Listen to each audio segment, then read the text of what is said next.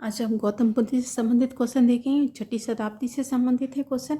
ठीक है, ये परीक्षाओं में पूछे जा चुके वही क्वेश्चन है। तो चलिए शुरू करते हैं। पहला क्वेश्चन देखिए क्या कह रहा है। त्रिपिटक यानी किसकी धार्मिक पुस्तक है? तो किसकी है धार्मिक पुस्तक? ये बौद्ध से संबंधित है। ठीक है, तो त्रिपिटक कितने हैं? त्रिपिटक 3 हैं। कौन कौन से? सुत्त पिटक, विनय पिटक और अभिधम पिटक हैं। ऐसे इसके 5 निकाय हैं। किसके? सुत्त पिटक के और विनय पिटक के 4 हैं। अभिधम पिटक के 6 हैं। ठीक है, तो यानी कि कितने हैं? त्रिपिटक 3 हैं। कौन कौन से? सुत्त पिटक है, विनय पिटक है और अभिधम पिटक है। तो आंसर इसका क्या हो जाएगा? डी हो जाएगा। किससे संबंधित है? ये बौद्ध से संबंधित है। ठीक है, देखिए नेक्स्ट क्वेश्चन कह रहा है त्रिपिटक संबंधित है किससे? तो ये कब पूछा गया? 2012 में आया है और ये किससे संबंधित है? बौद्ध से संबंधित है। तो त्रिपिटक हमने बताया था 3 है।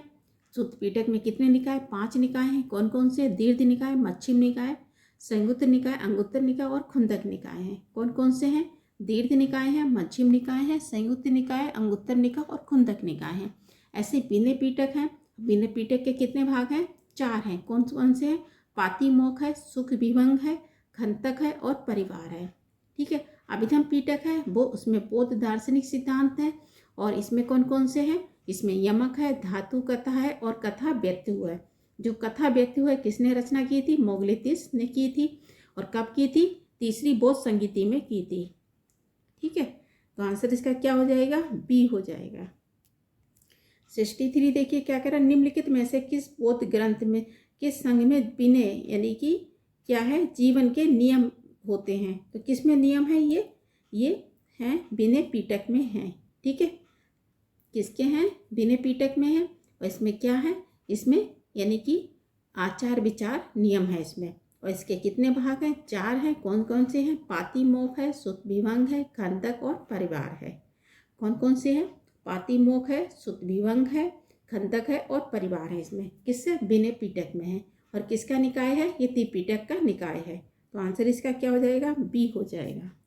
64 देखिए क्या कह रहा है। यमक बौद्ध पिटक से संबंधित हो। तो यमक किससे संबंधित है? ये यानी कि तीसरी बौद्ध संगीति हुई थी, अभिधम पिटक से संबंधित है। ये यमक उसी से संबंधित, उसका ये एक निकाय है।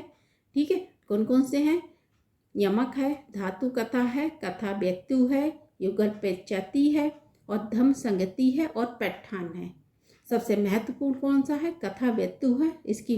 इसकी रचना किसने की? ये मोगलेतिस ने की थी, तीसरी बौद्ध संगीति में की थी। तो आंसर इसका क्या हो जाएगा? सी हो जाएगा। 65 देखिए क्या कह रहा है। निम्नलिखित में से किस बौद्ध साहित्य में महात्मा बुद्ध के नैतिक एवं सिद्धांत यानी से संबंधित प्रवचन संकलित हैं? तो किस में है? ये सुत्त पिटक में ही हैं। ठीक है, और सुत्त पिटक एक कितने भाग हैं? 5 भाग हैं। कौन कौन से हैं? दीर्घ निकाय है, मध्यम निकाय, संयुक्त निकाय और अंगुत्तर निकाय और खुंदक हैं। तो इसमें सुत्त पिटक में महात्मा बुद्ध के लंबे लंबे उपदेश दे रखे हुए हैं। तो आंसर क्या हो जाएगा? डी हो जाएगा। देखिए नेक्स्ट क्वेश्चन कह रहा है कि बौद्ध धर्म में त्रिरत्न का क्या अभिप्राय है? तो क्या पूछा जा रहा है? त्रिरत्न का अभिप्राय है तो क्या है? ये जैसे ऐसे जैन धर्म के भी ऐसे यानी बौद्ध धर्म के भी हैं। तो बौद्ध धर्म के कौन कौन से हैं? बौद्ध, संघ, धम्म है। ठीक है, तो आंसर इसका क्या हो जाएगा? बी हो जाएगा। 67 देखिए क्या रहा है क्वेश्चन कि प्राचीन भारत में बौद्ध मठों में पवरन नामक समारोह आयोजित किया जाता था, जो किससे संबंधित है? तो किससे संबंधित है? वर्षा ऋतु के दौरान मठों में प्रवास के समय भिक्षुओं द्वारा किए गए अपराधों को स्वीकृति के अवसर प्राप्त होता था। ठीक है, तो ये पवरन किस लिए जाना जाता था? जो भिक्षु थे अपराध उसको स्वीकार करते थे। कब करते थे? वर्षा ऋतु के दौरान मठों में करते थे। तो आंसर इसका क्या हो जाएगा? बी हो जाएगा। तो पवरन किससे संबंधित है? ये यानी कि वर्षा ऋतु में यानी कि भिक्षु होते थे अपना अपराध स्वीकार करते। तो आंसर इसका क्या? बी हो जाएगा। देखिए 68 क्या कह रहा है। अशोकाराम विहार निम्नलिखित में से किस स्थान पर स्थित है? किसकी बात हो रही है? अशोकाराम विहार है। और ये कहाँ स्थित है? ये पाटलिपुत्र में स्थित है। और तीसरी बौद्ध संगीति हुई थी। ठीक है, तो कहाँ हुई थी? पाटलिपुत्र में हुई थी। अध्यक्ष कौन थे? मोगलेतिस थे। और शासक कौन थे उस समय? अशोक थे। और यानी कि पाटलिपुत्र के अशोकाराम विहार में अशोक के समय में तीसरी बौद्ध संगीति हुई थी और इसी में ही अभिधम्म नामक तीसरा त्रिपिटक जोड़ा गया था। और इसी ग्रंथ में क्या जोड़ा गया था? कथा व्यत्यु जोड़ा गया था। ठीक है, तो किस में हुआ था? तीसरी बौद्ध संगीति कहाँ हुई? पाटलिपुत्र में हुई थी। और अध्यक्ष याद रखें कौन थे? मोगलेतिस थे। तो आंसर इसका बी हो जाएगा। 69 देखिए क्या कह रहा है कि विश्व में सबसे ऊंचा कहा जाने वाला विश्व शांति स्तूप बिहार कहाँ है? तो ये कहाँ है? ये राजगृह में है। कहाँ है? राजगृह में है। तो आंसर इसका क्या हो जाएगा? सी हो जाएगा। देखिए राजगृह में कौन कौन सी घटनाएं हुई थी बुद्ध के समय में। तो राजगृह में एक इनके चचेरा भाई होता देवदत्त ने एक हाथी था, उसका नाम याद रखें तो उसका हाथी का नाम पूछा जा सकता। तो क्या होता है? नालगिरी हाथी होता है। तो ये पागल हाथी को छोड़ देते हैं ताकि यानी कि बुद्ध को हानि हो। ठीक है, कहाँ छोड़ा जाता? राजगृह में ही छोड़ा जाता है। यहीं पर विश्व शांति स्तूप भी है। कहाँ है? राजगृह में है। और यहाँ पर क्या हुआ था? रुद्रक रामपुत्र से मिले थे यहीं पर, और बिंबिसार ने वेणुवन बिहार भी दिया था। कहाँ? राजगृह में दिया था। और यहीं पर इनके शिष्य बने थे। कौन कौन से शिष्य बने थे? सारीपुत्र, मोगलायन, उपाली शिष्य बने थे। कौन कौन से बने थे? सारीपुत्र और मोगलायन और उपाली इनके शिष्य बने थे। ठीक है, और सारीपुत्र ने और मोगलायन ने आगे चल के क्या कहा था कि बुद्ध का जन्म कुटुंब का नाश करने के लिए बना है। तो इनके यानी शिष्य कहाँ बन रहे हैं? सारीपुत्र, मोगलायन। तो ये राजगृह में ही बनते हैं। और नालगिरी हाथी होता पागल का सामना इन राजगृह में ही करते हैं। कौन? महात्मा बुद्ध। ठीक है, तो आंसर इसका क्या हो जाएगा? सी हो जाएगा। 70 देखिए क्वेश्चन कह रहा है कि बुद्ध की 80 फीट बड़ी प्रतिमा जो बोध गया में निर्मित की गई थी। बोध गया का ओरुबेला में, जहाँ इनको ज्ञान प्राप्त हुआ था। और किसके द्वारा की गई थी? ये जापानियों द्वारा की गई थी। तो आंसर इसका ए हो जाएगा। 71 देखिए क्या कह रहा है। सर्वप्रथम स्तूप शब्द का यानी कि कहाँ मिलता है? किसकी बात हो रही? स्तूप की बात हो रही। तो कहाँ मिलता है? ये ऋग्वेद में मिलता है। इसके अलावा अथर्ववेद में भी मिलता है।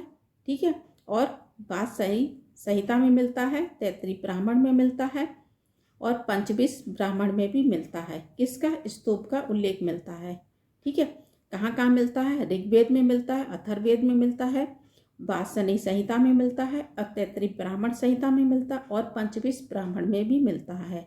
तो आंसर पूछा जा रहा है कौन सा हो जाएगा? आंसर इसका ए हो जाएगा। ऋग्वेद में भी मिलता है। 72 देखिए क्या करा। वह स्तूप स्थल जिसका संबंध भगवान बुद्ध के जीवन से किसी भी घटना से नहीं है। तो कौन सा नहीं है वो मिल रहा है? देखिए सारनाथ में उन्होंने ज्ञान प्राप्त यानी कि प्रथम उपदेश दिया था। ठीक है, बोध गया में उन्हें ज्ञान प्राप्त हुआ था, उरुवेला में पीपल वृक्ष के नीचे। ठीक है, निरंजना नदी के किनारे, और कुशीनारा ये यानी मल्लों की राजधानी थी। यहाँ पर इनकी मृत्यु हुई थी। ठीक है, निवार प्राप्त हुआ था इनको। और क्या हुआ था? इनकी मृत्यु कहाँ हुई थी? हिनावती नदी के किनारे हुआ। लेकिन इनका अंतिम संस्कार पूछा जाएगा तो राम संभात नदी के किनारे हुआ था। तो सांची से कोई संबंध नहीं है। तो आंसर इसका क्या हो जाएगा? बी हो जाएगा। ठीक है, बाकी सारनाथ में इन्होंने ज्ञान प्रथम उपदेश दे रहे हैं, बोध गया में ज्ञान प्राप्त हो रहा है इनको है, और कुशीनारा में इनकी मृत्यु होती है 80 वर्ष की आयु में। कब होती? 483 ईसा पूर्व में होती है। ठीक है, तो आंसर इसका बी हो जाएगा। देखिए दे रखे हैं, सही क्रम करना है स्तूपों का। ठीक है, लेकिन देखिए भरूच है, सांची है, और धमेऊ ये किसके समय के? अशोक के समय में है, लेकिन इसकी कोई तिथि नहीं मिलती है। अमरावती है, ये सातवाहन के काल की हैं। तो इसे यानी इन तीनों की तिथि नहीं मिलने के कारण इसमें क्रम में लगाना, इसकी तिथियों का कुछ अनुमान नहीं लगा सकते हैं। ठीक है, तो आयोग ने इसका उत्तर नहीं बताया है। तो बने किसके हैं? भरूच है, सांची और धमेऊ। तो ये किससे संबंधित है? अशोक के काल के हैं। और अमरावती है, ये सातवाहन के काल की बनी हुई हैं। ठीक है, 72 देखिए क्या रहा है। अनात्मवाद का सिद्धांत है, तो किससे संबंधित है? ये बौद्ध दर्शन से संबंधित है। किससे है? बौद्ध दर्शन से संबंधित है। और देखिए इसमें क्या कह रहा है कि बौद्ध दर्शन के अनात्मवाद का सिद्धांत गौतम बुद्ध ने प्रत्युत्पाद के सिद्धांत के ही सिद्ध होता है कि इसे क्या बोला जाता है? नैरात्मवाद भी कहा जाता है इसको है।